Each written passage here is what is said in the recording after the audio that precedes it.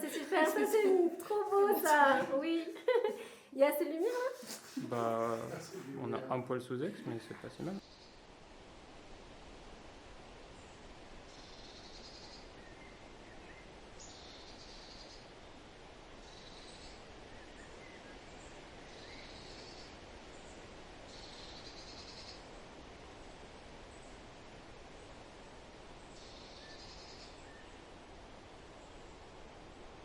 Ok, on la refait vite fait. Non, Allez. pas moi. Et action!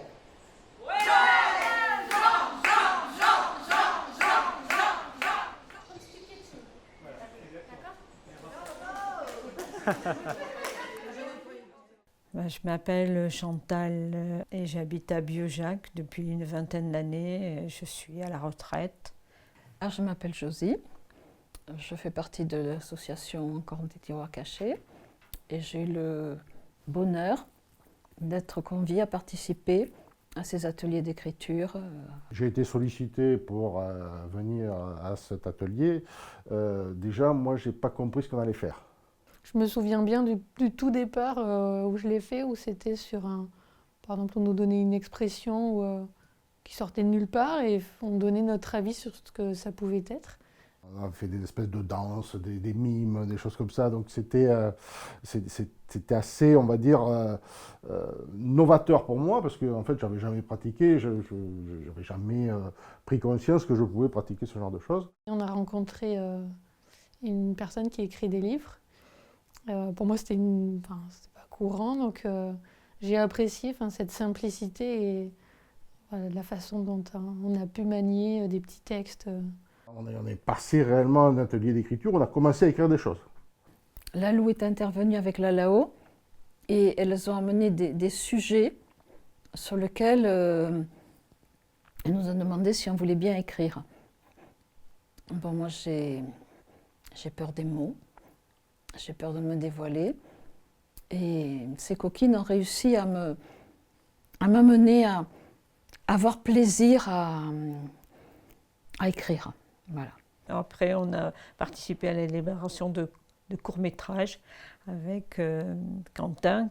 On nous avait juste parlé d'un fond vert et réellement on a tous retenu que ça, je crois. Il fallait faire un tout petit mouvement, genre tu sautes et on te mettra un habillage autour, quoi. Et en fait, on découvre le matin que pas du tout, mais on dit rien parce que finalement, ce qu'on nous propose, c'est vachement plus sympa.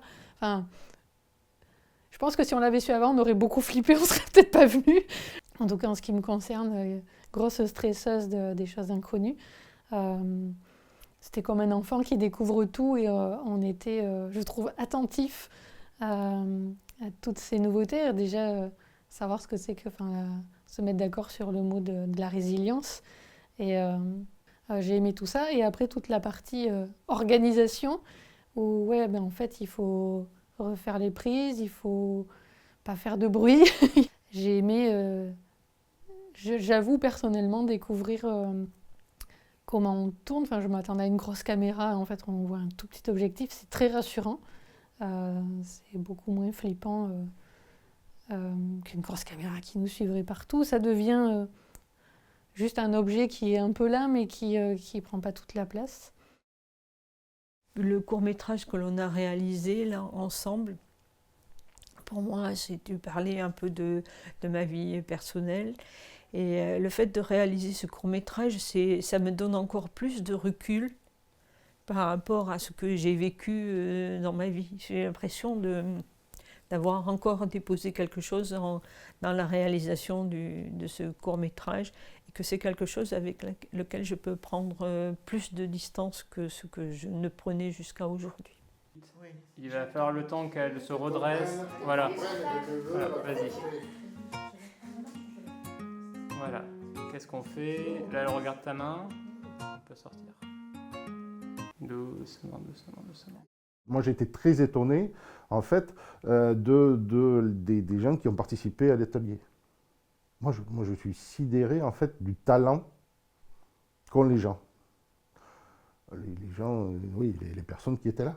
Parce qu'en fait, je me dis, bon, moi j'ai écrit quelques trucs, mais ce que je veux dire, c'est qu'il y a des gens qui ont cette capacité à écrire des choses qui sont émotionnellement extrêmement fortes, quoi.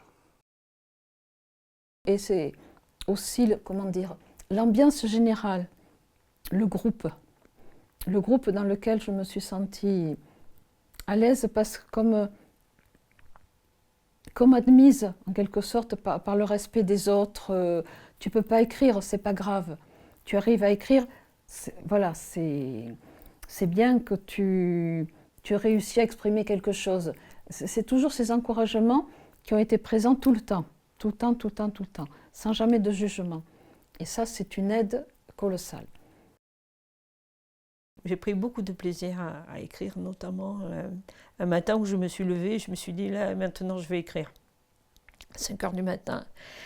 Et je me suis assise et j'ai écrit d'un jet, et ensuite le lire à d'autres et voir que c'était pas aussi nul que ce que je pensais. Peut-être que c'est pas quand même incroyablement bon, mais c'était pas aussi nul que ce que je croyais.